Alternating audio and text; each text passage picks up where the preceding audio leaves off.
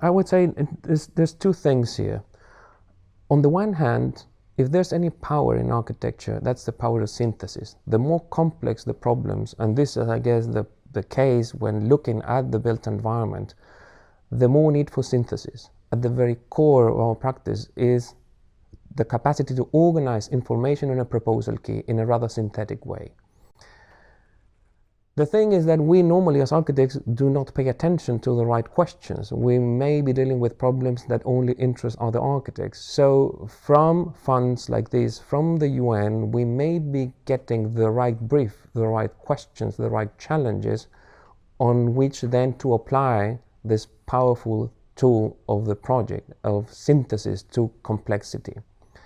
On the other hand, I guess that when the discussion is too generic or too broad or too open, then we miss the opportunity to translate it into a concrete improvement. And in that sense, I guess that we can provide the right examples to point at instead of just making generic statements that everybody agrees with, but then leaves you with no tools to operate in your everyday practice. So I would say this is the kind of dialogue that I would expect from a fund like this to get the right questions and from architecture to synthesize it in the right answers.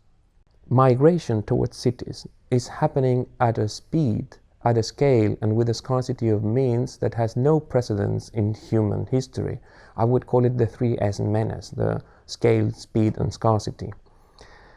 You may know the numbers better than myself, but I think it's good to remind it that and out of the 3 billion people, or more or less, living in cities today, 1 billion is under the line of poverty. By 2030, out of the 5 billion people living in cities, 2 billion will be living under the line of poverty. This means that we have to build a 1 million people city per week, in average with $10,000 per family.